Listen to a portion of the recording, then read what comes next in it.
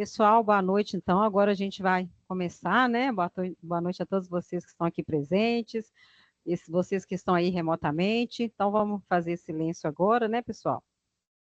Então, no ICEI Talks de hoje, a gente traz para vocês aqui a empresa OnFly, né? Que vai falar um pouquinho para a gente sobre a integração de sistemas e automação de processos, conectando o futuro, tá? O palestrante, então, é o Matheus Mello. Ele está aqui representando, né, a OnFly, e vou fazer agora um mini currículo do Matheus. O Matheus, gente, ele é desenvolvedor apaixonado, né, pela web e suas tecnologias desde 2011. Atualmente, Matheus lidera uma equipe de pessoas incríveis na OnFly, a maior travel tech business to business do Brasil, gerencia a área gerencia a área profissional de serviços, né, Matheus, que cuida para que nossos clientes tenham o cliente deles sejam sempre a melhor experiência com a plataforma integrada aos seus sistemas. O Matheus, gente, ele foi aluno do curso de Análise e Desenvolvimento de Sistemas aqui da PUC Minas, EAD, na qual aprimorou seus conhecimentos e ganhou insights valiosos para o mercado de trabalho. Conheceu a OnFly pelo programa do Level Up da PUC Minas em 2021, o que possibilitou ingressar como estagiário. Em seus 3 anos de empresa, seu objetivo tem sido contribuir para o crescimento e a inovação da OnFly, utilizando as melhores práticas e ferramentas do mercado. Então, nessa primeira fala, a gente convida agora para compor a nossa mesa, né? O Matheus, e logo em seguida, o Paulo vai falar um pouquinho da empresa OnFly para a gente, tá? Então, espero que vocês, né, suguem essa experiência, todo o conhecimento que eles aqui vão passar para vocês. Obrigada pela presença, gente.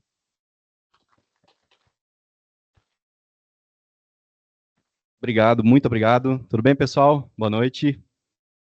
Boa, bora lá.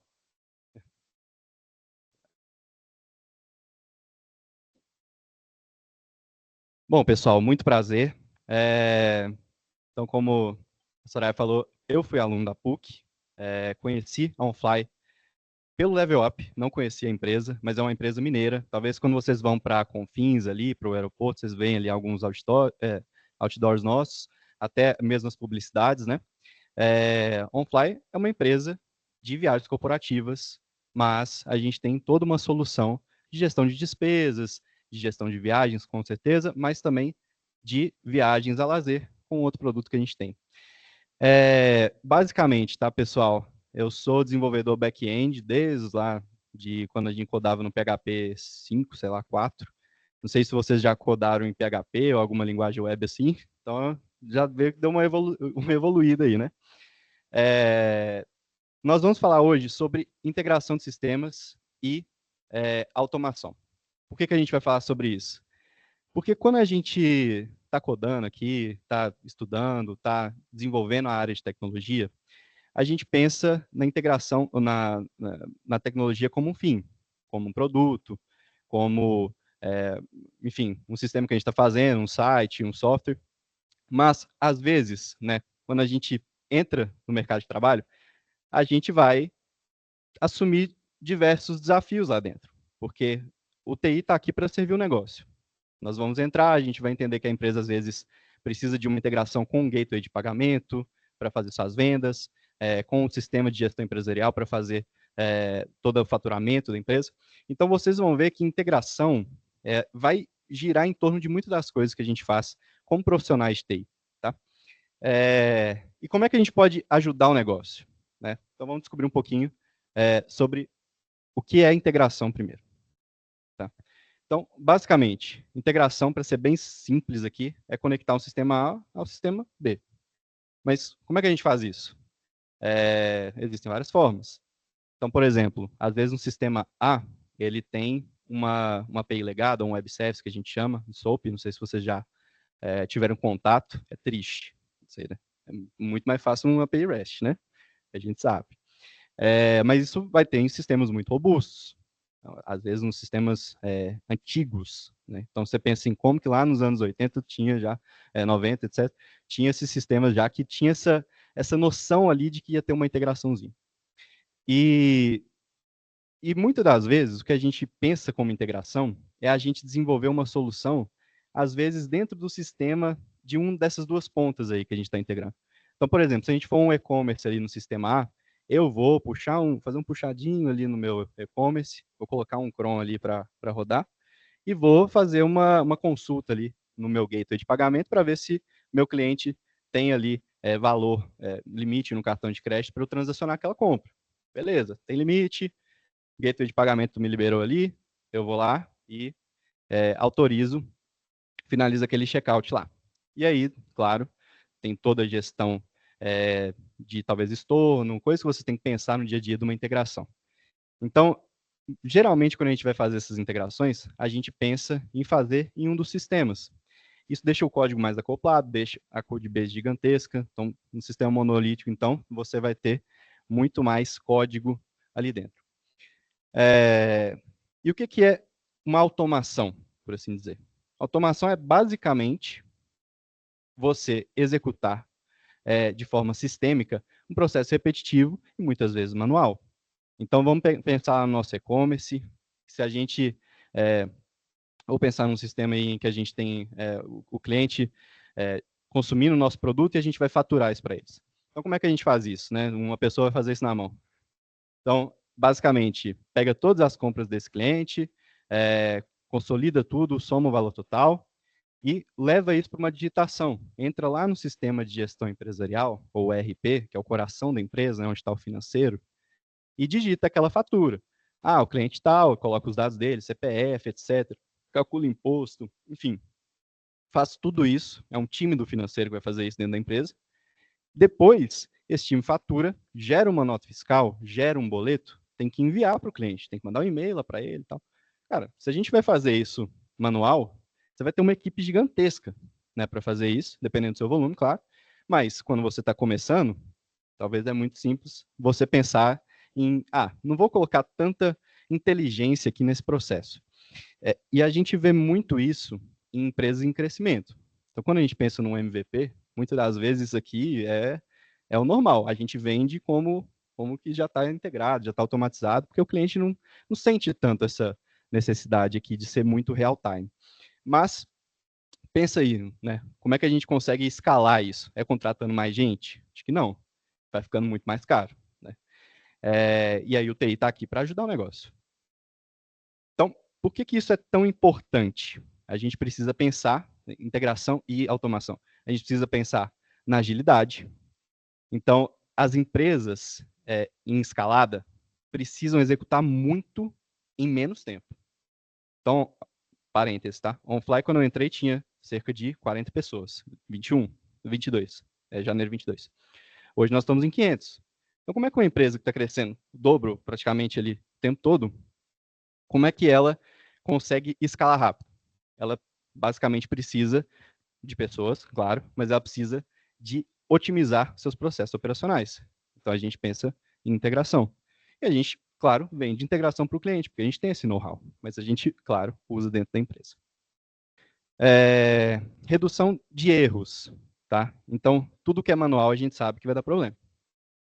Nem sempre que a gente coda dá certo também, né? Tem que fazer uns deploy ali para modificar tudo mais. Mas redução de erros é você garantir que um sistema que está fazendo isso de forma automática, ele está seguindo uma regra. Você validou a regra com a área de negócio, você fez os testes, homologou, levou para a produção. Bacana. Isso não vai mudar, a não ser que, claro, a regra mude. Então aí a gente tem atualizações, né? Nada é para sempre. E aumento de eficiência. Então, aumento de eficiência operacional. Então, a integração, ela devolve tempo aos colaboradores. A gente coloca as pessoas para fazer tarefas mais estratégicas, tarefas em que a gente precisa realmente de uma pessoa ali analisando. Então, acho que tá claro, assim, acho que por que a gente integra, né? Então, talvez, quando vocês já estão estagiando, já estão ali no mercado de trabalho ou vão começar, vocês vão ver que as empresas têm muito dessas necessidades ali de back-office. Né? Back-office né, não é o que está lidando ali com o cliente na ponta, mas tem todo um corpo ali que precisa estar funcionando para que a gente consiga sequer atender um cliente. E aí eu vou falar um pouquinho do cenário atual de integrações, tá? E automação que a gente tem hoje. Então, primeiro a gente precisa entender por que a gente está falando muito disso, né, hoje em dia. Eu acho que o mundo pós-pandemia sofreu muito com essa digitalização rápida e tardia, muitas vezes. Então, cara, a gente está gerando muito mais dados do que a gente gerava pré-2020, pré-pandemia. A gente está com uma urgência do digital, uma urgência de integrar software legado. Porque num belo dia ninguém precisava de ter nada online, precisou que as coisas comunicassem. Então a gente pega sistemas muito antigos, eles não têm uma API, eles não têm uma forma de integrar. Parece loucura, né? Mas quando a gente vai falar com alguns fornecedores de RP, até mesmo com alguns clientes, e fala assim, pô, o que seu software tem de interface aí? Tem uma API para a gente consumir? O cara ri da nossa cara. Como assim ri API, né? Porque na hora que você vai ver, o que às vezes tem lá é uma transferência de arquivo, ou às vezes você tem que escrever direto no banco de dados do sistema, que é muito doido, né? E, claro, a gente precisa muito que as empresas entenderam que os dados são a nova moeda, né? Que a gente precisa ter muitos avanços em Analytics, em Big Data também. Tá. E aí vamos falar das tecnologias que a gente pode pensar aqui no software moderno, no software pronto para integração. Primeiro, pensar nesse paradigma aí, API First, que é basicamente você desenvolver o seu software pensando que a API é o que o front vai usar, o que o seu usuário vai usar. Então, você valida, basicamente, sua API, sem você necessariamente ter seu produto finalizado ali. Quando você começa pela API, você já tem um front que vai consumir, você já está desacoplando ali uma camada visual, uma camada de back-end, e você também já está preparando o seu sistema para uma integração. Você já está deixando ele pronto para outras pessoas consumirem. Então, você já garante que, com esse paradigma, seu sistema está pronto para o mercado, que, cara, hoje é 100% ready for integration, né? Então, pronto para integração. Quando a gente faz o API First, igual eu tô lendo aqui, o go-to-market é acelerado, porque você já está preparando seu sistema para essas integrações. E aí eu coloquei uns exemplos aqui de como talvez a gente possa pensar em API First, tá? Então, Swagger acho que é uma, ou Open API hoje em dia, né, que eu falo, acho que é uma bela ferramenta, porque a gente já coloca a API documentada em código, muito bom. E Postman, porque o Postman tem toda a parte ali de testes, né? Que você consegue automatizar, inclusive, fazer testes unitários ou testes de integração ali com a API. E aí, pensando em RPA, ferramentas ali onde a gente precisa, talvez, ser um pouco pirata, né? Vamos dizer assim, porque não é porque o software não tem uma API que a gente não vai integrar com ele, né? A gente é TI, a gente dá um jeito, né? Às vezes a gente vai ter que fazer uma simulação como se fosse o usuário ali. E como é que a gente faz isso? Com ferramentas de RPA. Coloquei ali, por exemplo, o Selenium, quando a gente quer fazer alguma integração ali, onde a gente tem que interagir com o sistema em tela. E o BotSeat também, uma puta ferramenta aí para poder facilitar um pouco disso. Então, quem coda Python aí já sabe que é básico para RPA. E aí, o mercado entendeu que isso pode dar dinheiro, e dá dinheiro, que é o mercado de Integration Platform as a Service, o iPaaS. O que é isso? É basicamente você produtizar a sua capacidade de integração com sistemas. Então, vamos pensar aqui, né, no nosso e-commerce lá, que está plugado na Stripe, no Pagar.me, no PagSeguro, no Mercado Pago, enfim, nos gateways de pagamento. Se eu já tenho o know-how de fazer isso aqui em casa, eu posso deixar ele de forma genérica e posso vender para uma empresa, para um e-commerce que não tem esse know-how. Olha como é que a gente usufruiu do nosso conhecimento que a gente utilizou dentro da empresa e a gente produtizou ele sem mexer uma linha de código a mais, só de ter feito ele mais genérico, mais plug and play. Então, o iPaaS investe muito nisso. Eles fazem essas integrações reutilizáveis. Então, você vai ter players aí no mercado como a Jitterbit, MuleSoft, que é da Salesforce, enfim. Então, assim, você tem ferramentas hoje que geram muito dinheiro e estão nas maiores empresas, porque você também vai colocar governança ali, enfim, toda essa parte de centralização das integrações. E um tema que talvez aí vocês já tenham visto, o low code e o no code. Talvez, assim, a gente, quando é desenvolvedor, franze um pouco a testa, pensa assim, pô, low code, vai tirar meu emprego, sei lá, não vão codar, vão só arrastar bloquinho. Mas, cara, isso dá um poder de integração inimaginável, assim. A gente utiliza no on-fly essas ferramentas aqui de low code. Então, o NHN é uma delas, tem o Albato também, que está surgindo. Basicamente, é uma plataforma onde você cria esses conectores de automação, de integração. Então, você faz um bloquinho ali, onde você consegue arrastar, ligar as coisas, preencher os campos, deixar uma integração inteira, que talvez você faria no código, deixar ele bem visual, drag and drop. Por que isso é muito interessante? Aí as empresas vão investir em profissionais que não necessariamente são desenvolvedores. Não precisa de... Olha que doideira isso. A gente não precisa ser desenvolvedor para fazer uma integração do sistema com low code.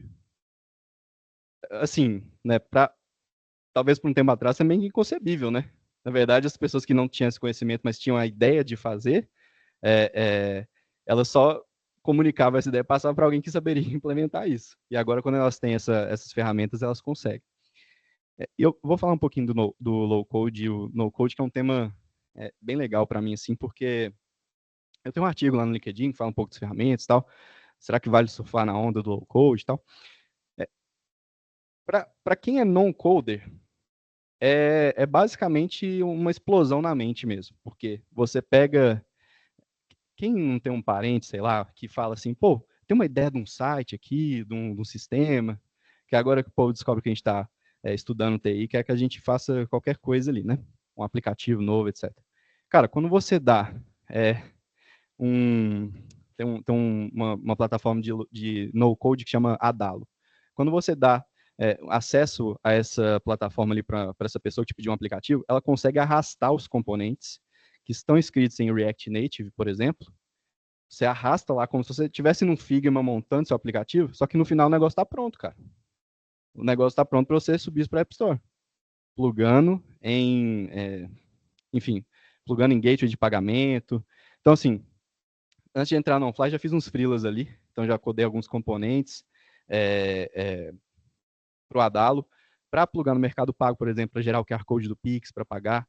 Cara, tinha esse cliente que ele montou um aplicativo de açaiteria, que, cara, você colocava arrastava o componente ali do Pix para o checkout, ele finalizava a venda, ele já estava rentabilizando lá no Mercado Pago, sabe? Isso é muito bizarro a gente pensar nessas ferramentas, né? Dá um poder, assim, para a pessoa que não é coder. É claro que a pessoa que não é coder, ela não vai sair do lugar se não tiver os conectores ali. Acho que é aí que a gente entra, tá? E dá para ganhar dinheiro com isso. Que é codificando esses conectores. Aí você vai usar linguagens web, geralmente, então JavaScript, talvez ali alguma coisa de TypeScript, WebAssembly, talvez, mas principalmente JavaScript. Então é bem fácil, assim, de codar. E, claro, serve de porta de entrada, querendo ou não, para a galera que está ingressando no mundo tech. Então, as empresas, quando a gente está contratando pessoas ali, vão ingressar na área de TI, elas geralmente começam lá na parte de suporte, vai atender ticket e tal. Pô, por que a gente não traz essas pessoas que querem virar desenvolvedores para uma área low code ali dentro? Para ela entender, para ela usar mais da criatividade, sabe? Mas aí, vamos pensar só nos desafios aqui de uma integração. Então, acho que o primeiro é a compatibilidade. Talvez para plugar num gateway de pagamento, não faça tanto sentido, porque o gateway de pagamento, se ele não fosse integrável, ele não faria sentido, até porque a gente quer produtizar, a gente quer transacionar. Então, quanto mais fácil uma Stripe da vida, um PagSeguro, fizer uma API para a gente, melhor para eles. Eles têm a obrigação de fazer uma boa API.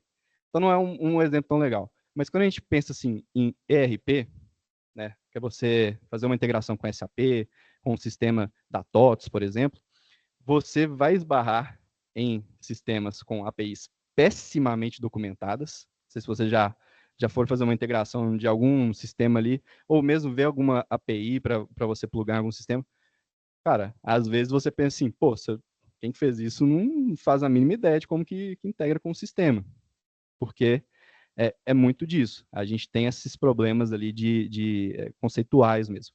Mas a compatibilidade pô, às vezes eu tenho um sistema aqui que está numa linguagem de programação, eu vou fazer uma integração usando API REST e tal. Na hora que eu vou chegar no meu sistema, não tem API, não tenho nem web service. Aí eu tenho que fazer transferência de arquivo, tem que usar SFTP, tem que usar alguma coisa, cara. Tem que mandar um e-mail ali no servidor de e-mail, receber ele de volta. É loucura, né? Então, essa parte da conectividade já é um desafio que a gente pensa assim, pô, já vira para o gestor e fala assim, cara, não tem como integrar com esse software, não. Aí ele fala, mas tem como. Então vamos para frente. Vamos pensar aí, depois que a gente pulou esse desafio da conectividade aí, a gente tem a segurança do que a gente está fazendo ali. Quando a gente está codando uma integração e a gente está testando ali, talvez a gente não vai prestar tanta atenção nisso, ou vai colocar tanto valor nisso. Mas a segurança de um sistema como o ERP, onde está o coração da empresa, onde está dados extremamente sensíveis, onde está a informação do cliente, onde a gente está transacionando valores que vai emitir uma fatura contra esse cliente, enfim, tudo isso a gente tem que pensar que a gente está num cenário muito sensível.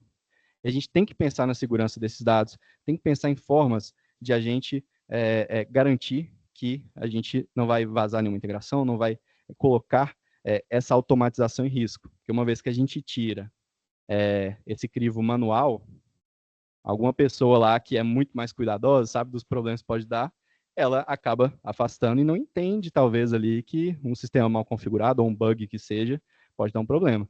E, cara, bug em sistema integrado é triste. É uma cascata, né? Começa a dar um erro no sistema A, vai no B, vai no C. Na hora que você vai ver, você espalhou o problema todo ali. Então, segurança é muito importante a gente pensar quando a gente está fazendo uma integração totalmente do zero. E escalabilidade, claro, porque hoje a gente está transacionando, às vezes, um volume menor para fazer uma integração com gateway de pagamento, e aí, do nada, você tem uma Black Friday e você vai precisar faturar muito mais. Como é que você escala isso, cara? Como é que você vai garantir que você vai vender? Né? Como é que você vai garantir que você vai faturar para o seu cliente, vai integrar corretamente, não vai quebrar o sistema, né? Então, pensar em escalabilidade é muito difícil também, de modo geral, não só para integração, no sistema que a gente está codando. E a resiliência? Vai aguentar essa porrada mesmo? Vai ficar no ar? Então, tudo isso são problemas que a gente encontra para realizar uma integração.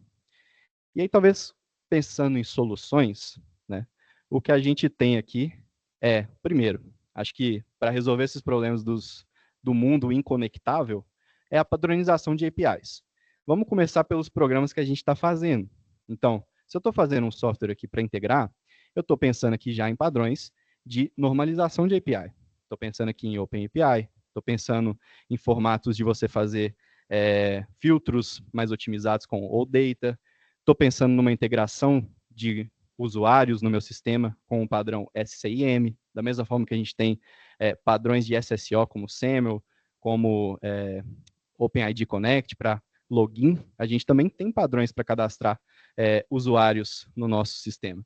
Então, quem nunca foi fazer uma API para cadastrar usuário, que pensou, é só um e-mail, só uma senha, às vezes até esquece de codar ou esqueci minha senha, né, porque o cliente não vai testar ali na hora.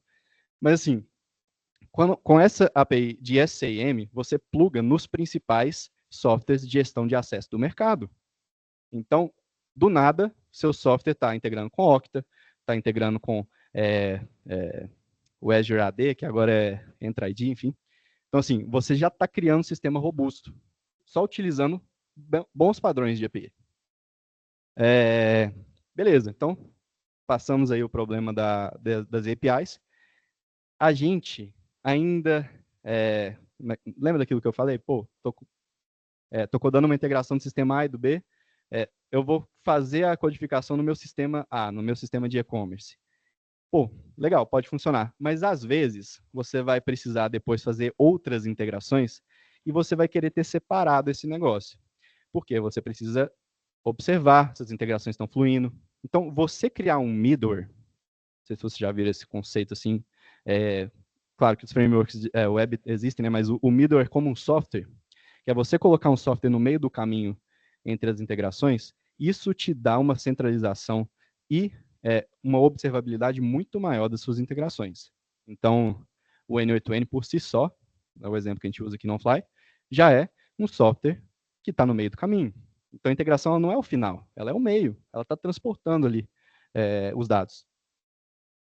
E a sugestão para a integração é realmente usar low code, porque fazer modificações ali fica muito mais fácil, soluções de mercado, plug and play, talvez a gente não precisa ficar codando, reinventando a roda para codar uma integração com uma API que já está documentada, que já está no mercado, que já está até na galeria de conectores padrões do N8N. Vamos usar ao nosso favor a tecnologia, até porque trabalho não vai faltar, né, gente? Então, isso não é o principal do nosso dia a dia, e é melhor a gente resolver esses problemas logo, deixar num formato de boas práticas, do que ficar tentando fazer uma coisa muito genial, né, como uma integração por conta própria. E aí eu vou falar um pouquinho aqui do que a gente fez aí pelo OnFly. Cara, a gente é um bom heavy user aí de N8N, tá? A gente tem centenas, milhares de workflows já rodando, muitas automações. Estou vendo o Ezequiel aí, que é do time também, ele faz muitos robôs, um cara que começou aqui com RPA e tal, então ele usa bastante, também usa o Cloud Run ali, etc. Então, cara, como é que a gente usufruiu do N8N? Já vou dar uma dica para vocês, porque instalar o N8N ali e já usar vai ajudar vocês, por exemplo, na prototipagem. Eu me lembro no ADS que a gente fez uma API back-end só usando N8N. Por quê? Você consegue criar workflows, tudo lá é fluxo, né? Você consegue criar workflows que tem um conector que chama webhook, ou seja, ele expõe um servidor HTTP. Você configura a rota que você quer usar, se é GET, se é POST, etc. Coloca o endpoint lá dentro e o front pode bater lá. E funciona, você configura as interfaces tanto de request quanto de response. Então, cara, você consegue prototipar um back-end sem você necessariamente codar, que é muito doido. E aqui a gente tem a parte de conciliação de cartões. Um dos nossos produtos aqui dentro na gestão de despesas para o nosso cliente é deixar com que ele tenha o seu próprio cartão corporativo. Quando a empresa tem um cartão corporativo, ela tem uma fatura milionária, porque ela distribui cartões para cada um dos colaboradores, eles gastam nesses cartões e prestam conta disso. Então, como é que a gente concilia isso? A gente pega esses cartões de vários bancos, os principais bancos aqui, cada banco tem seu layout de arquivo, tem que extrair arquivo, etc. Joga isso lá na plataforma. Mas aí tem um problema, nem todo banco tem um padrão de API. E por incrível que pareça, só um parêntese, desses bancos aqui, o mais avançado talvez seja o Banco do Brasil, que é o único que tem API. Eu também acho uma loucura quando eu conversei com eles, porque eu achava que ia ser o mais defasado, né? A gente tem esse complexo, né, de achar que o que está aqui não é legal. Cara, é um dos que tem API. E tem as informações que a gente precisa, como, por exemplo, o e-mail da pessoa, o dono do portador do cartão. Mas a maioria dos bancos não vai te falar de quem é esse cartão. Então, como é que você faz uma conciliação para você pegar um cartão, jogar na plataforma de despesa, que tem que cair as despesas do Matheus na plataforma do Matheus, despesas do Paulo na plataforma dele? Como é que eu sei que o meu cartão é o meu mesmo? Cara, às vezes o que vai ter lá é o nome como está escrito no cartão. Então, se o seu nome for maior, vai estar abreviado igual, está no cartão. E aí a gente acaba utilizando também os conectores de IA do N8N. O N8N já tem esses conectores de IA pronto para plugar com o GPT, OpenAI, enfim.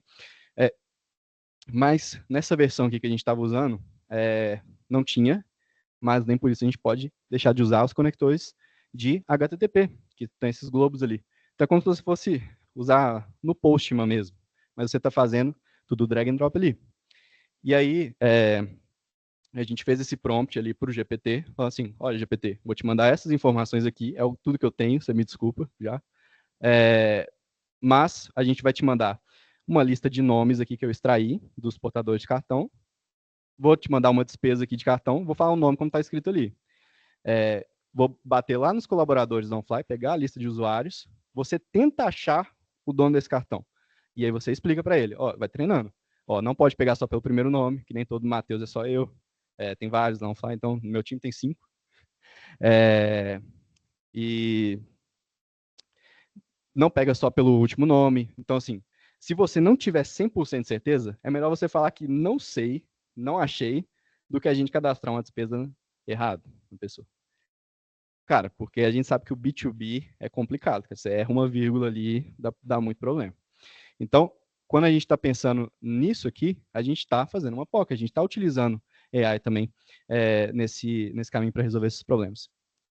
E aí tem as famosas integrações de ERP. Por quê, gente? Talvez não seja a primeira coisa que vocês vão fazer na vida, na empresa, quando você chegar, mas quando a empresa está trocando de software, principalmente trocando de implantação, trocando de ERP, e vocês vão precisar fazer uma integração com ele, o SAP, que está nas principais empresas multinacionais, globais mesmo, ele é um canhão, é muito complexo. Tem linguagem própria, então está em ABAP, a linguagem de programação dele. Tem todo um ecossistema ali dentro. Para a gente, não é tão relevante desenvolver nessa linguagem. Então, se a gente utiliza o que já está pronto ali, os conectores, enfim, esse que a gente desenvolveu aí da SAP, a gente faz uma integração que uma consultoria gastaria meses para fazer, a gente consegue, numa session ali, que a gente junta com o cliente, homologar, estruturar isso ali. Então, a gente sai em uma semana com um projeto.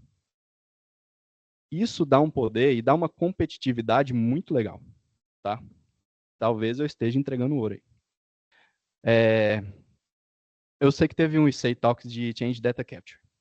E, cara, existe N funcionalidades para você, por exemplo, fazer uma integração onde você está escutando eventos do banco, escutando modificações e fazendo essa integração, principalmente para microserviço, etc.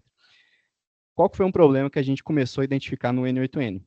A nossa versão é self-hosted, até a community, ou seja, é open source, não, a gente não paga por essa licença, mas o fato da gente não consumir e a gente não paga porque as licenças pagas, elas não contemplam o nosso uso ainda, o que é muito doido, limite de usuários, limite de workflows, então a gente teve que dar umas modificadas ali no sistema, não vou mentir, para escalar esse negócio tem que dar uma editada mesmo. Não é exatamente só baixar ali, usar e tá milionário. Mas, basicamente, o que a gente fez? A gente teve que utilizar ali uma forma de versionamento desses workflows. E versionamento de workflow não é uma coisa que tem no N8N de modo geral. Versionamento de workflow é basicamente você commitar seu código lá no GitHub quando você mudar o workflow. Só que qual que é o problema disso? Da mesma forma que é fácil você construir uma integração, é fácil de você editar um negócio ali que você não queria sem querer, salvar sem querer também, e isso dá um problema. Então, como é que a gente resolve isso? Todo o workflow do N8N, quando você copia, é um JSON por trás. É um JSON que mostra exatamente a estrutura, inclusive a posição dos bloquinhos, etc. E o que está preenchido. Esse JSON, ele é salvo numa tabela, num banco, que no caso aí da nossa instalação, o banco Postgres.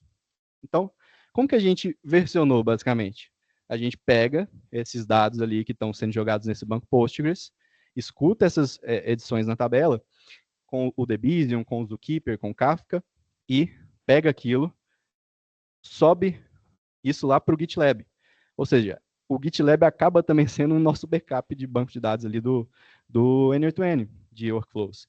Então, você escuta também novos workflows criados, você escuta edições de workflow, e isso está comitado ali, né? Então, você tem uma visibilidade do que foi alterado. É claro que a gente está falando isso numa versão mais antiga do N8N, a gente foi atualizando, etc. Mas serviu muito, isso tem 1 ano já que está rodando. Então, assim, para o que a gente tinha ali, a gente usa Change Data Capture, né?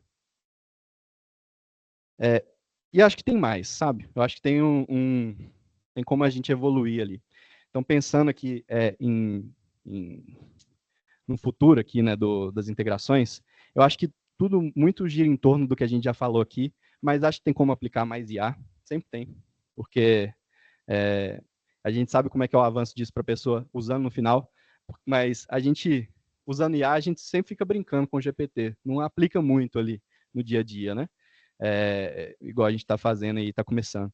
Então, reconhecimento de despesas, de valores, se ele colocou o cupom fiscal e extraiu corretamente o texto, validou a política da empresa. Acho que dá para usar blockchain também, pensando nessas integrações descentralizadas, como é que a gente garante mais redundância, mais eficiência e confiança nessas transações. Pô, também, querendo ou não, a gente nunca sabe, dá para fazer integração até com a IoT. A gente precisa de ter esse leque aqui nas integrações, não é só de software que a gente está falando. Às vezes a gente também tem o hardware ali por trás, enfim, e tem necessidade de integração ali também. Cara, tudo isso acho que tem um pouco do que a gente pode explorar mais ainda. Então, a Fly, ela começou com 3 clientes de integração, a gente foi subindo, então a gente tem centenas de clientes hoje de integração, muito com essa rápida escalabilidade que a gente trouxe com o N8N. Então, eu não só queria fazer um merchanzinho da empresa aqui, mas também queria mostrar para vocês como é que a gente resolveu, produtizou essas integrações com sistemas open source e low code. Então, vocês também podem usar isso para o dia a dia de vocês. A OnFly, assim, a PUC me abriu, mudou minha vida, né, basicamente, né, com esse level up. Então, eu acho que também pode mudar a vida de vocês. A gente é uma empresa que está em crescimento. Hoje vocês ainda podem falar que a OnFly é uma empresa nacional. Daqui a pouquinho vocês podem falar que vocês já estão numa empresa multinacional. Então é legal entrar agora aí, para quem está pensando assim numa carreira ali. A gente tem muitas vagas abertas, enfim. Tem aqui meu QR Code, que vai lá para o meu LinkedIn, me manda uma mensagem aí, vamos falar sobre integração. Tem vaga no meu time também, eu estou precisando de gente. E vem para o meu time, gente, por favor. Tem muita vaga de modo geral no TI lá da OnFly, DevOps, arquitetura, back-end, full stack, cara, engenharia de dados, Go, PHP, Node, cara, cyber security, enfim, tem para todo mundo ali. Eu acredito muito nessa turma aqui cheia de OnFly aqui, mas beleza. Bom, pessoal, é isso. Se vocês tiverem alguma dúvida, fiquem à vontade, tá bom? Obrigado.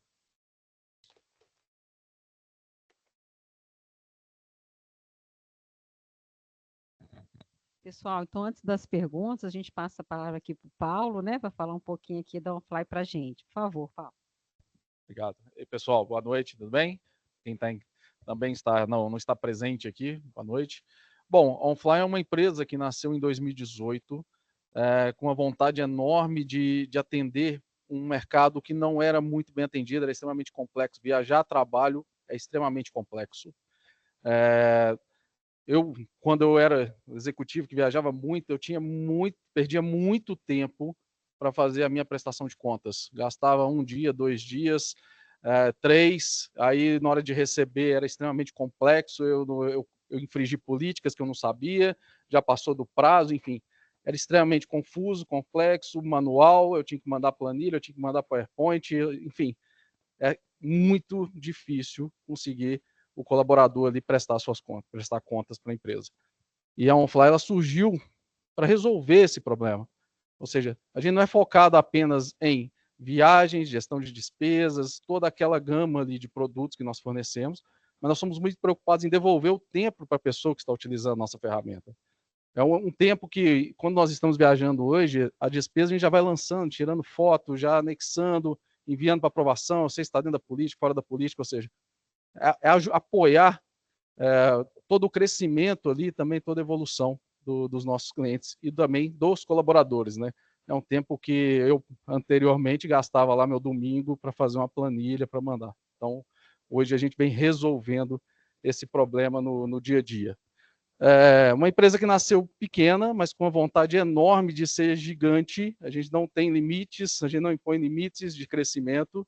Como o Matheus falou, nós crescemos bastante aqui no Brasil, viemos dobrando de tamanho a cada ano, e estamos agora indo para o México, acabamos de abrir um escritório lá, daqui a pouquinho vai ter mais locais aí na América Latina, estamos em constante expansão, muitos idiomas lá dentro, gente que começa o dia falando um idioma, termina com outro, então tem muita coisa acontecendo, muitos processos sendo executados no nosso dia a dia.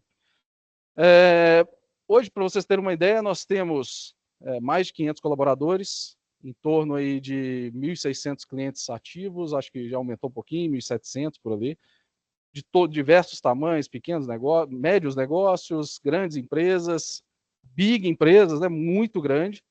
Estamos nesse processo de expansão, tá? Estamos abertos aí também a receber vários colaboradores, como o Matheus falou.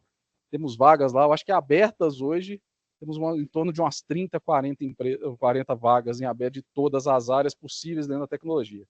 Só na área de desenvolvimento, nós utilizamos PHP, Node.js, Go, enfim, front, back, tem vagas só para todos, assim, vamos dizer. Flutter também, mobile. Infra, DevOps, projetos, se tiver gerente de projetos também, podem nos procurar. Suporte, analista de sistemas, implantação de integração do time do Matheus lá. O Matheus tem o quê? Umas 6 vagas para preencher. Dados, tanto engenharia quanto análise, e também a parte de cibersegurança, que é muito importante no nosso dia a dia lá. Bom, estamos abertos aí a conversar, nos procurem no LinkedIn, vá no escritório, qualquer momento somos muito abertos a ter diálogo, queremos contribuir para a carreira, tirar dúvidas, em que você me apoia, pode nos chamar, estamos sempre disponíveis aí. Passem no escritório, temos 3 escritórios aqui em Belo Horizonte, podem passar em qualquer um deles, podem me procurar o Matheus, tenho certeza que serão bem recebidos. Tá o Ezequiel ali do time de RPA também, podem procurar todos, tá? Acho que agora nós vamos para perguntas, né? Não.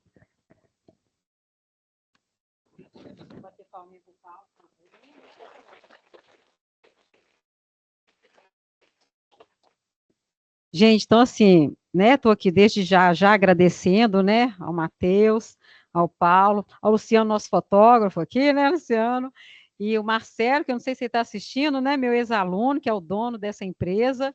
Então, assim, gente, fico muito orgulhosa, né, de ver nossos alunos assumindo cargos, assim, super bacanas, né, e empreendedores, né, o Marcelo se tornou um grande empreendedor com essa empresa aí, em forte crescimento, e eu torço para que tudo continue crescendo cada vez mais, né? E agora eu quero meus aluninhos tudo lá ajudando vocês, viu, gente? Ó, vocês viram aí a quantidade de vagas em aberto, então vamos todos aí nos candidatar.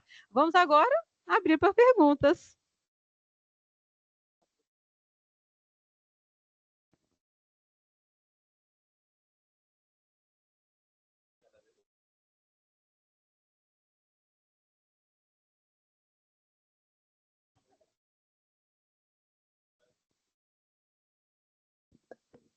Alô? Opa, agora foi. Ô, Matheus, boa noite. Boa noite. Primeiramente, obrigado por vir aqui, né, compartilhar um pouco de como tem sido a jornada da OnFly. Como é que vocês conseguiram? Vocês conseguiram, né, eliminar falsos positivos com a identificação de colaboradores, né, na tabela de cartões? Cara, é bizarro, tá? Quando a gente tem, inclusive empresas tão grandes assim, a gente tem colaboradores até com o mesmo nome. Mas toda vez a gente foi testando ali e foi treinando. Acho que o Paulo também estava num contexto assim, bem mais próximo disso, assim, pela utilização. Se você quiser contribuir aqui um pouquinho, acho que esse tema é bem caro para vocês. Bom, tem algumas necessidades ali no processo de AI, mas um dos segredos ali foi diminuir a temperatura por completo e criar um guarda-reio secundário que faça verificações da segunda validação. Então, ali foram treinamentos e treinamentos em cima dos guarda-reios, né? Se você responder mais de uma, se você tiver essa mesma resposta 2 vezes, é melhor você não responder. Então, nós temos um processo de resposta e outros 3 para conferir se a resposta é correta. E baseado em 2 ou mais, aí realmente ele continua, a continuidade. E ainda assim não é exatamente perfeito, né? A gente tem que levar isso lá para o colaborador depois, para o cliente, para ele validar o que a gente não conseguiu validar. Porque é um tema muito sensível, né? A gente está falando de despesa de cartão, é muito ruim quando cai uma despesa que não é sua na sua conta, né? Então a gente é um mínimo possível de criatividade ali, né? Obrigada, gente. O pessoal que está aí remotamente também pode fazer perguntas, tá, gente? Pode escrever no chat, o Laerte está ali coordenando essa parte aí do online, do remoto. Alguém mais?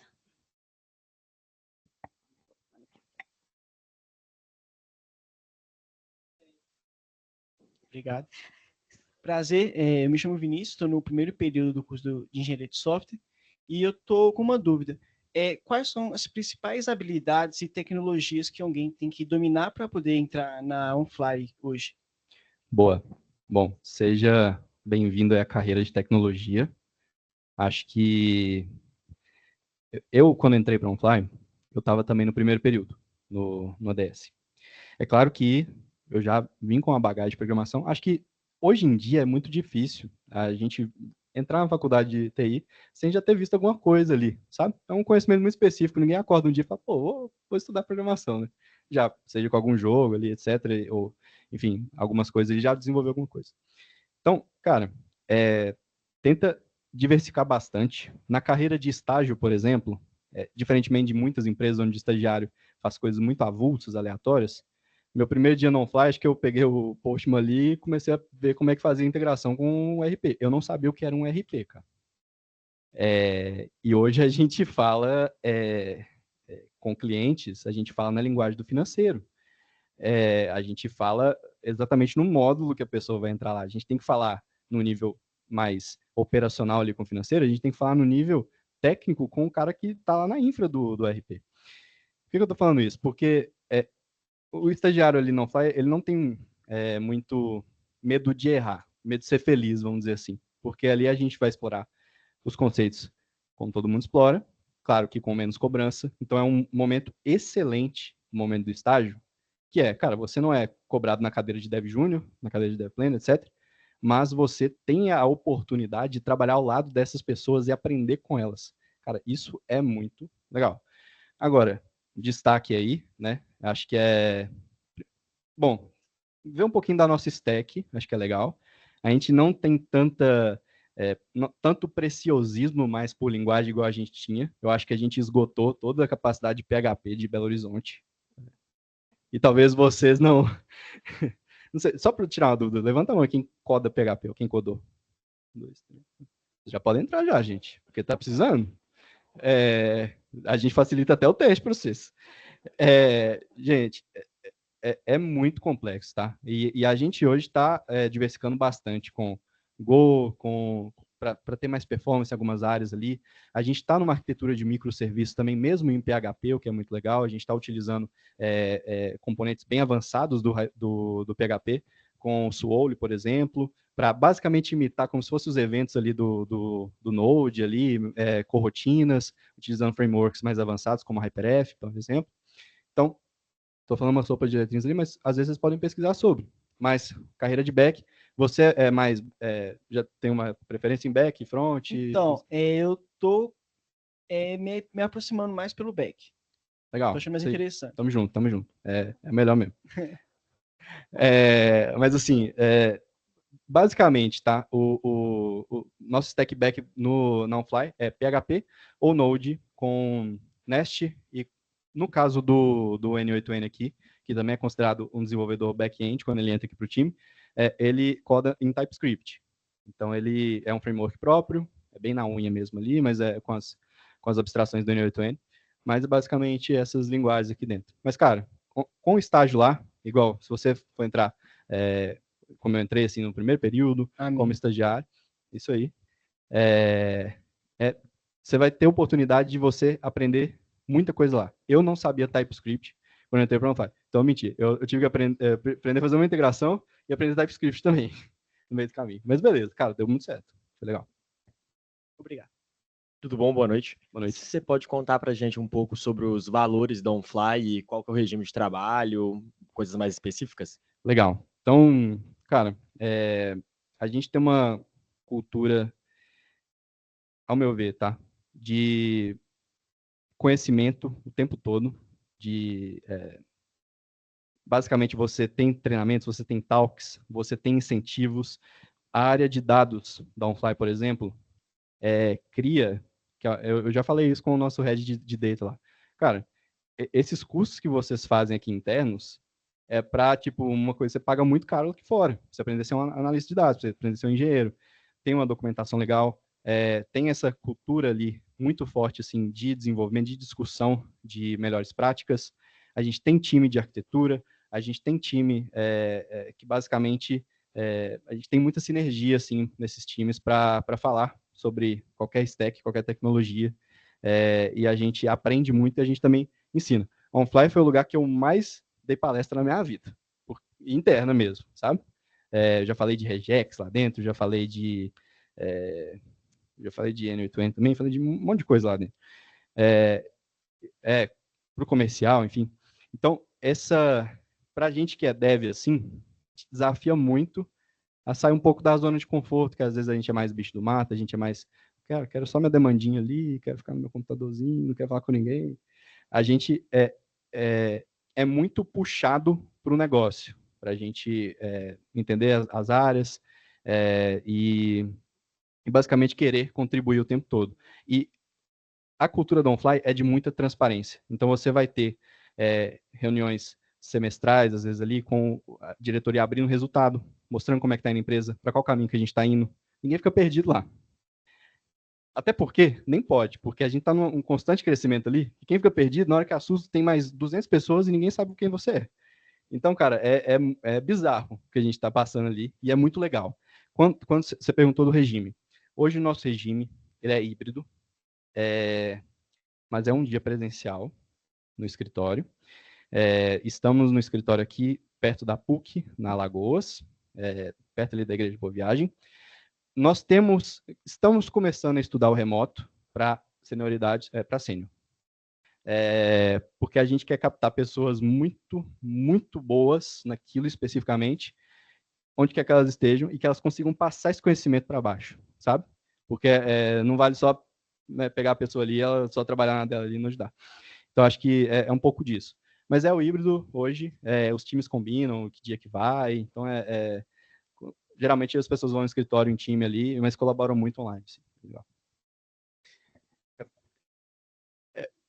É praticamente um encontro, porque tem lugares assim, sei lá, que a gente fez em São Paulo, que eles vão no Nubank da vida, você vai lá só uma vez para você conhecer o escritório, basicamente, né, mas é o remoto. É um dia perdido, assim, a gente vai lá, a gente faz o dia presencial, a gente faz algum talk, por exemplo, a gente usufrui muito disso, sabe? Né? Vamos para uma pergunta Boa. agora do pessoal que está online. Deixa eu só ver se eu apareço na câmera. Não vai aparecer ainda, vou só ouvir meu... Agora eu apareço. Tem duas perguntas, eu vou priorizar aqui o do Rômulo, né? Porque a outra é do professor Marco, eu faço depois. Tá. Vou ler a pergunta na íntegra. Qual é o principal gargalo dos projetos de integração atualmente? Trabalho há 3 anos com integração e, embora o low-code agilize o desenvolvimento / manutenção, a maior parte dos empecilhos acontecem no alinhamento dos requisitos com os clientes e na gestão dos projetos mesmo. Qual é a experiência de vocês? Essa é a primeira pergunta. Tem uma segunda pergunta dele também, que é, na equipe de integração de vocês, tem profissionais / analistas para coordenarem os projetos e a comunicação com os clientes, ou são todos técnicos / desenvolvedores? Legal, ótimas perguntas. Rômulo, basicamente você descobriu igual a gente que não é o low-code que vai fazer o projeto sair do papel da maneira mais clara possível, da maneira que não tem retrabalho, vai ter desalinhamentos com certeza ali no meio do caminho, comunicação é uma coisa muito importante. Gargalos ali que a gente percebe, fora essas questões de projeto, na escala, assim, no dia a dia, a gente sabe que o low-code, o N8N, ele permite ainda que seja basicamente drag and drop, ele ainda permite uma camada ali de customização com os bloquinhos de código que a gente chama, são os code nodes. E, para mim, isso... Não sei se você... Alguém é do TypeScript aí? Só para ver, alguém já... Para o TypeScript, vou fazer um paralelo aqui. O bloquinho de código do N8N para um low-code é tipo usar um N no TypeScript. Cara, você está meio que tirando o propósito de ser uma plataforma low-code se você está codando nela e só fazer integração em código. que é o que a gente consegue fazer. O que eu vejo nisso? É difícil de manter, às vezes dá alguns problemas, e a gente tenta sempre criar uma cultura aqui no nosso time de refatorar esses bloquinhos de código. Porque na hora que a gente está implantando um projeto, talvez seja matador, é menos um deploy, é menos uma sprint que a gente precisa fazer para entregar esse conector. E aí a gente faz ali. Mas a gente sempre tem, tá inclusive estruturando métricas para a gente cada vez mais eliminar o code node. É como se a gente fosse colocar um no-n ali no tsconfig. Sobre time. Basicamente, a gente tem tanto profissionais técnicos, que tem que saber programar em TypeScript para fazer os conectores. A gente tem profissionais técnicos, que são analistas de implantação, que eles não precisam saber exatamente low code quando eles entram, mas eles precisam ter muito conhecimento de processos assim, de implantação de sistemas, principalmente, que é mais genérico, mas é um diferencial, conhecimento de RP, integração de sistemas, etc. Né? E essas pessoas acabam fazendo low code. A gente testou 2 modelos de vaga, só curiosidade, né? A gente contratava analistas de integração e não mencionava nada de low code, assim, é diferencial. E depois, a gente testou o modelo de vaga de contratar analista de desenvolvimento low code, para fazer mais ou menos a mesma coisa. E a gente viu que tinha uma sinergia melhor, porque a pessoa já entrava mais nessa parte do digital, já desembolava melhor essa parte de low code, e a parte de regra de negócio do RP é igual a mim, porque eu não entendia nada, eu também não sabia. E hoje a gente tem que saber muito do sistema, a gente tem que saber todas as possibilidades de SAP, de TOTS Proteus, Sankhya, Senior, cara, vou ficar o tempo inteiro aqui falando de integração de RP, porque a gente tem conectores hoje, um portfólio, de 70% do mercado. Então, é grande chance que o novo cliente tenha um RP de mercado, a gente já tenha feito isso para o portfólio aqui, e é mais implantação. Matheus. Eu estou com o microfone aqui. Boa noite, tudo bem? Boa noite. Sou Gustavo, estou também nos primeiros semestres de engenharia de software. Queria saber um pouco mais sobre o PHP, que vocês falaram que vocês usam, se eu não me engano, é Laravel, que vocês usam lá. Você acha que aqui em Minas, eu não sei se tem tantas empresas que usam, mas eu sei que no Brasil mesmo, tipo, um outro player grande, que é o PicPay, também usa, mas é outro framework, se eu não me engano. Você acha que é bom investir em PHP no mercado brasileiro? Boa, ótimo. Ó. Polêmico esse tema, né? Então, assim, para a gente aqui, o PHP, a gente tem stacks diferentes de PHP hoje, porque primeiro no nosso monolito, no nosso MVP, a gente usou Laravel, depois a gente foi para um framework que é um Laravel descascado, que é o Lumen, não sei se você já ouviu falar, que é mais de API, porque a gente splitou a API do front. Então, só para falar um pouquinho de versionamento do OnFly, V1, monolito, Blade, para quem coda PHP, é basicamente você fazer o front dentro ali do próprio stack do PHP. Depois na V2 a gente separou a API com Lumen, framework que é baseado em Laravel também, e depois a gente foi para um framework JavaScript Quasar, Vue.js. O que a gente descobriu com o Lumen? O fato dele tirar as coisas do Laravel, a gente teve que colocá-las de volta, basicamente, para usufruir dele. Só que a gente teve alguns problemas, que a gente colocou, sem ser os oficiais ali, a gente codou algumas abstrações por cima, ficou bem verboso. Depois a gente foi migrando, voltando para o Laravel mesmo, os projetos satélites, assim, sistemas internos, aí nas versões mais recentes, PHP 8.2, 8.3, enfim.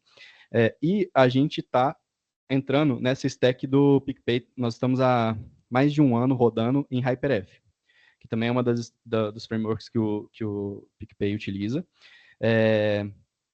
A gente já teve algumas pessoas do PicPay vindo, já foram outros para o PicPay, é normal isso, eu acho que o PHPMG também, a gente já recebeu algumas coisas assim de comunidade aqui dentro, a gente já foi um dos hosts aí desses talks de PHP aqui.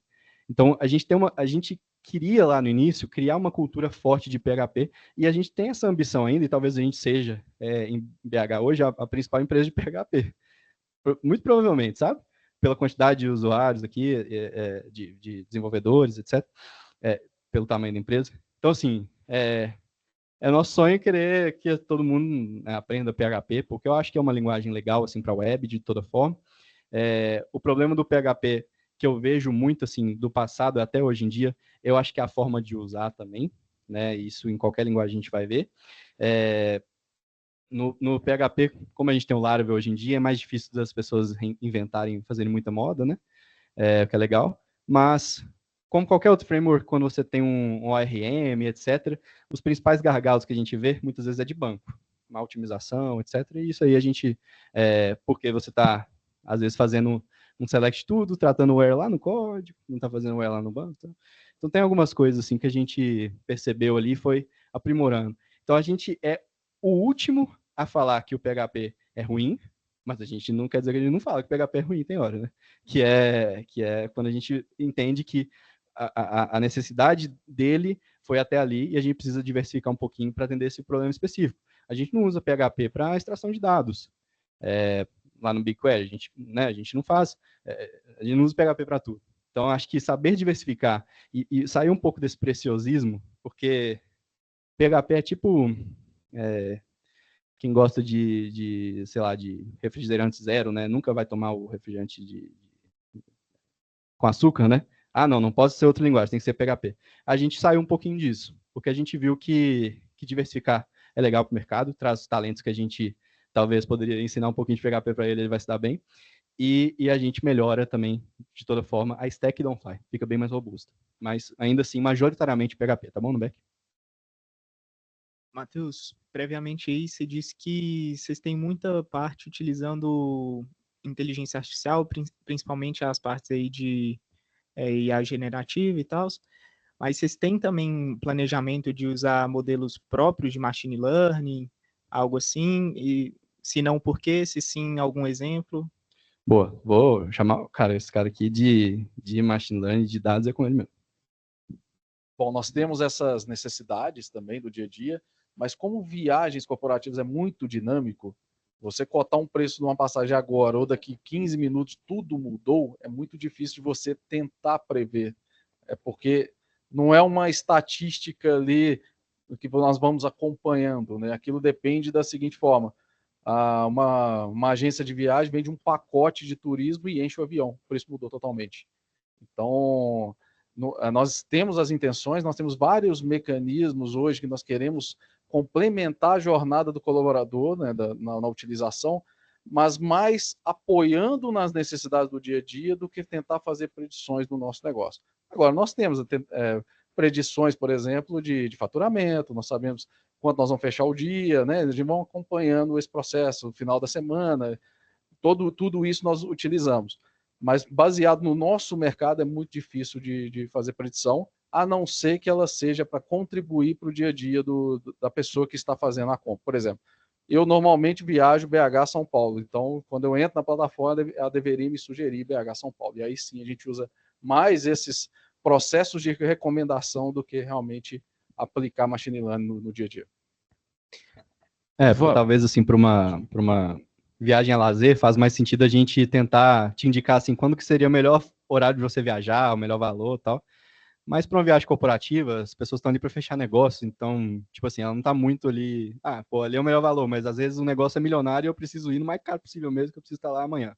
Mas a chave para melhor preço em viagens corporativas, etc., ainda assim é a antecedência. A gente descobriu, fazendo tudo isso que a gente testou ali, vamos tentar fazer projeção, etc.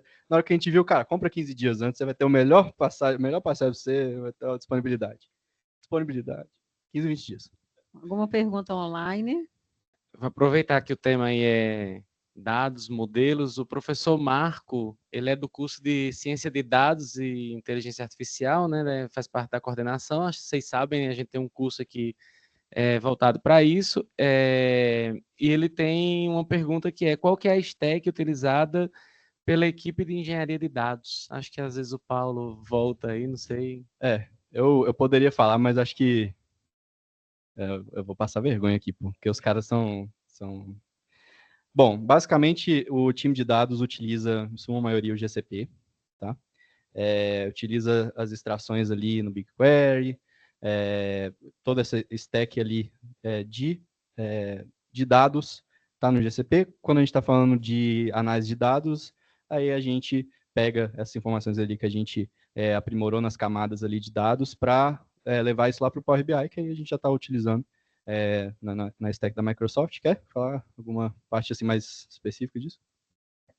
Atualmente nós temos um processo de... Hoje a nossa stack operacional ela funciona na AWS, e por questões aí de serviços de performance e custos, né, na época, nossa parte de dados inteira ela roda no GCP, na Google. Então, nós temos um processo de streaming de dados de uma plataforma para outra, ou seja, as transações do banco caem numa réplica de leitura, que isso é copiado para dentro do GCP e streamado para dentro dos serviços do GCP. Nós utilizamos praticamente somente serviços lá dentro. Então, nós utilizamos BigQuery, toda a parte de Cloud Run, Cloud Functions, ou seja, todas as stacks realmente de dados como serviço. Não temos nenhuma máquina levantada para rodar nada específico. Esse é um bom ponto também. A gente é bem agnóstico de cloud, por assim dizer. Por mais que majoritariamente nosso produto esteja na AWS, a gente tem serviço no GCP, não só de dados, de outros sistemas internos. Também temos que ter no Azure também, porque algumas questões mais específicas de Microsoft, principalmente integração, SSO, Teams, etc.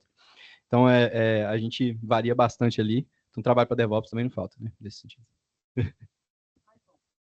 Boa noite, Matheus, tudo bem? Boa noite. Eu tenho uma pergunta. Todos esses projetos que você falou de muitas coisas grandes, vocês estão fazendo tudo isso com o N8N no meio? Cara, sim, sendo bem direto assim, acho que é até legal, porque a gente pega clientes grandes e depois que a gente vai ficando mais amigo deles, que no início eles duvidam um pouco da gente. Comercialmente falando, né, na hora que a gente vai vender uma integração, é muito do sonho ali, né? Mas na hora que a gente está trazendo ele para dentro de casa, nós estamos implantando um projeto, às vezes a gente compartilha a tela ali e mostra que, vamos homologar sua integração aqui, a gente abre o N8N ali, mexe ali, muda esse campo aqui para mim, abre lá um bloquinho, muda, ele fala assim, não é possível. Aí eu faço também a integração, porque isso para a gente é um orgulho, assim, sabe? Porque o N8N veio do Paulo, assim, a ideia de implantar. Só um contexto aqui. Eu cheguei como estagiário no Fly, o Paulo era gerente de dados de integração.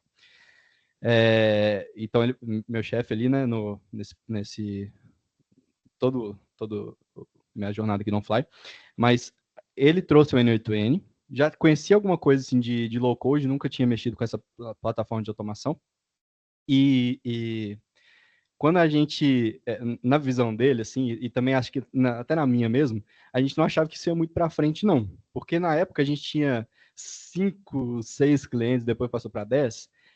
Aí que a gente chamou mais uma pessoa ali para um analista de integração mesmo, que aí dividia o trabalho. Eu ficava mais codando ali os conectores, e ele ficava mais na parte de implantação. Cara, isso deu uma escala, bicho, que quando você separa alguém para prover ali os insumos e você dá as ferramentas corretas nas pessoas que desembolam ali melhor com o cliente, com a implantação, cara, a gente passou para um nível ali que a gente realmente, cara, vamos trazer muito analista ali, mais desenvolvimento ali, e a gente cresceu bastante. O nosso time de integração, ele cresce mais com o analista de solução, com o analista de implantação, do que necessariamente com o desenvolvedor, porque isso para a parte de N8N, eu vou chegar em outra parte ali. Porque a gente meio que estressou bastante os conectores N8N. O que eu acho que tem de possibilidade ali é mais uma parte de melhoria de infra, otimizar melhor o N8N. A gente tem várias formas de implantar, tem self-hosted, tem colocando lá num Kubernetes com Redis para fazer link mode, etc. Deixa ele muito mais gerenciável e autoescalável. E também a gente precisa ali de desenvolvedores, principalmente num produto que a gente está criando, que é como se fosse um produto low code para o cliente entrar e acessar. É um front totalmente separado, não tem o N8N ali na parte que o usuário acessa, mas toda essa parte de front que esse usuário vai acessar ali, vai configurar a própria integração e vai fazer uma integração do zero, vai comunicar com o N8N. Então, o N8N continua sendo o nosso back-end, porque todo o know-how de integração, de como acessar um RP, de como fazer a integração, foi feito no N8N. Não tem por que a gente pegar aquilo ali e codar de novo em outra linguagem, porque a lógica de negócio não vai mudar e ele é suficientemente escalável para a gente deixar como back-end. Então, ele vai comunicar com mensageria, etc., com o RabbitMQ, enfim, com a criptografia ponto a ponto, com o OpenPGP, etc. Isso ainda utilizando o N8N de back. Então, mesmo assim, quando a gente está querendo sair dele, a gente não sai, basicamente. Quer falar? Teve um período pós um evento que nós fomos para uma grande fabricante de software, que nós voltamos com o quê? Com 48 projetos de integração e nós tínhamos um mês com uma equipe com 6 pessoas. Então, ali mostra o poder de reaproveitamento, de necessidade de apenas parametrizar. Lógico que foi uma loucura, acho que ninguém dormiu, né? Mas funcionou no final. Joia, mais uma? Boa noite. Eu acho que você acabou de responder um pouco da pergunta que eu ia fazer, mas é porque você tinha comentado que vocês têm integração com RP. Sim. Eu queria te perguntar até onde que ia a fronteira da aplicação, se vocês chegavam a codar alguma coisa dentro dos RPs, ou se não, mas eu acho que vocês responderam um pouco agora. Cara,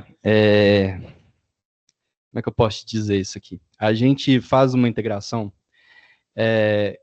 quando é um sistema de mercado, um RP mais atual, assim, ele tem uma API.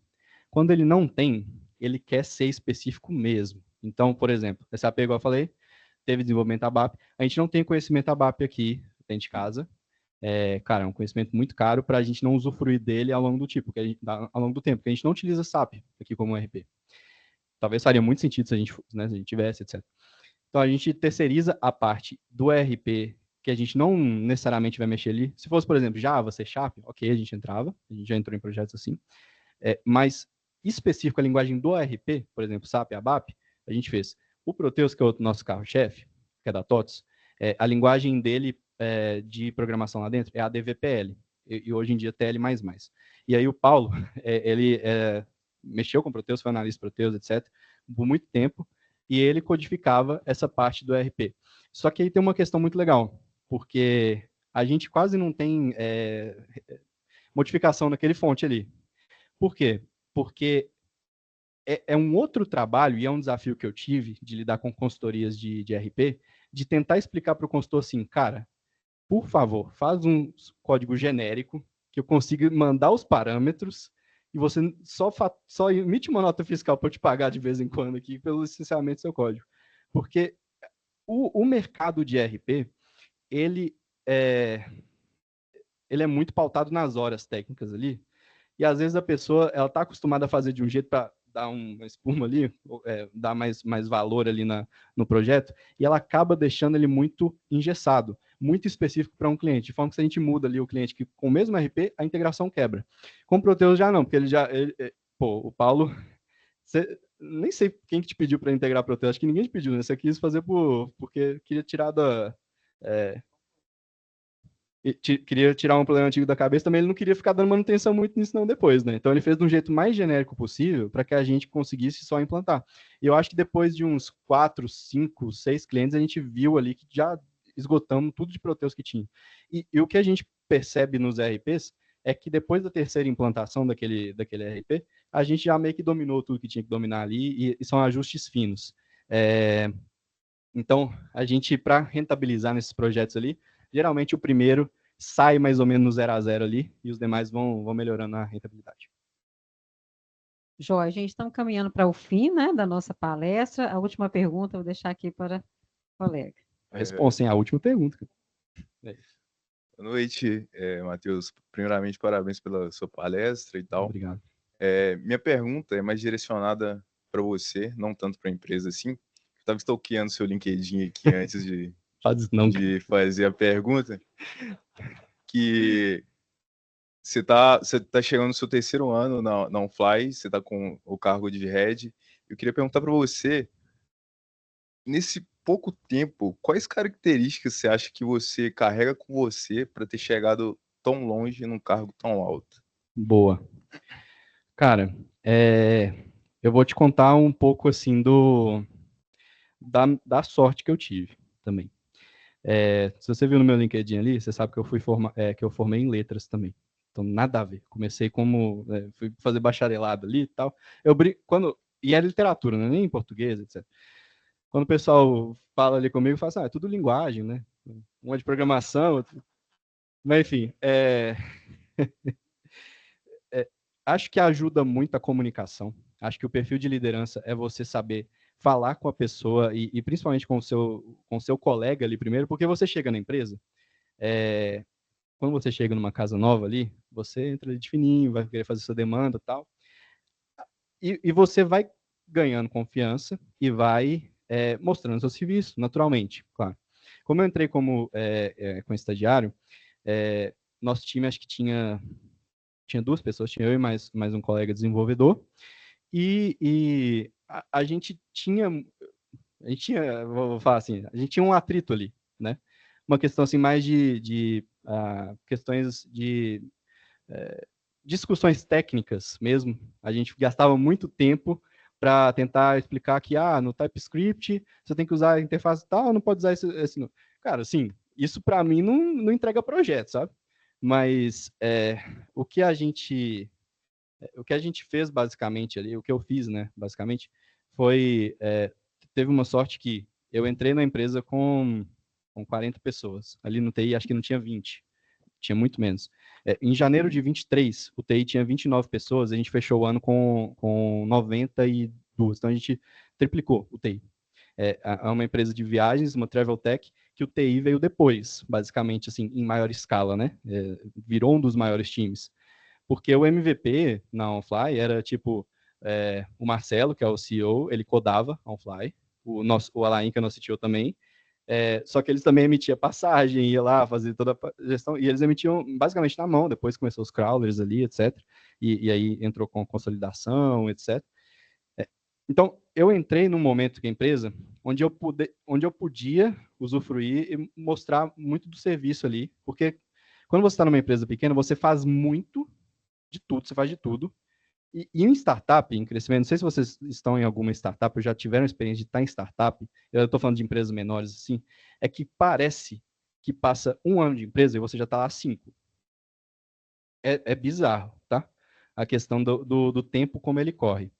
E isso, acho que, principalmente, o fato de a gente, como TI, querer ficar muito no remoto, ali, querer ficar em casa, a gente acaba perdendo uma coisa que eu reparei quando eu entrei como estagiário, e obrigatoriamente eu tinha que estar na empresa, não, mas eu gostava, porque, né, a gente começou lá no Shopping Cidade, no escritório, lá ali no... Sabia que o Shopping Cidade tem escritório também, comercial? Fica lá no último andar. Eu não sabia, eu achei super estranho, eu achei que era uma coisa meio sketch aí na hora que eu cheguei lá. Pô, como assim? Vou subir o elevador do shopping e vou trabalhar. Eu tinha que bater ponto ali no ponto do shopping também, entrar igual os lojistas. Mas, aí, basicamente, até distrair aqui, mas o que eu percebi no presencial foi que os problemas estão na empresa, não estão na sua casa. E quando você vê nas conversas de corredor ali, vê os problemas que a empresa está passando ali, às vezes não é nem da sua área, e você, tem um insight aqui, consigo te ajudar dessa forma. Cara, você vai criando uma visibilidade muito legal, de modo geral. E não é nem com a diretoria, às vezes é com as pessoas ali. Você já cria, de certa forma, uma autoridade ali. E aí eu fui progredindo na carreira, como todo mundo. Entrei como estagiário, fui para júnior, fui para pleno, fui para tech lead, agora estou como um cargo de head de professional service. Então, assim, em empresas maiores, você vai ter mais tempo, assim, para ter tanta evolução de carreira. Mas a gente aqui no OnFly, a gente tem um ciclo de 3 meses em que a gente olha para o nosso liderado ali e entende se ele está elegível a uma promoção, uma adequação salarial. Então, cara, é um ciclo. Se você entrega pra caramba, e a gente é muito do hard work, porque empresas só crescem assim quando as pessoas trabalham duro e não trabalhar até morrer, trabalhar realmente assim com a garra mesmo que a gente precisa. Todo mundo que entra no OnFly, o Marcel Downey chama garra, inclusive. Isso a gente valoriza muito e você vai ser recompensado, Arthur. Não tem muito segredo, sabe? Oportunidade de liderança no OnFly? Tem várias. A gente tem academia de líderes, a gente olha para as pessoas ali o tempo todo, vê, cara, será que se a gente mudar o time dessa forma, essa pessoa se encaixa no perfil de liderança ali? Então, a gente vê muito para isso. Isso não mudou muito da empresa pequena para grande. Então, quem entra no OnFly hoje mostra um serviço assim, que supera as expectativas de um dev, que o dev está lá para executar, para entregar a demanda. Mas se ele tem um poder legal de comunicação, cara, a gente olha diferente para ele, sabe? A gente vê que tem um potencial ali. E a carreira é a gente que escolhe, mas às vezes a empresa escolhe a gente também, sabe? E eu não sei se eu estava muito preparado ali para liderar um time na época, mas eu aceitei o desafio. Teve academia de líderes, etc. Então, assim, trabalhei para a gente aperfeiçoar isso. Até hoje a gente erra, com certeza, mas a gente preza muito por essa evolução, que eu sou muito grato pela PUC, por ter me apresentado no OnFly, e sou mais grato ainda para o OnFly por ter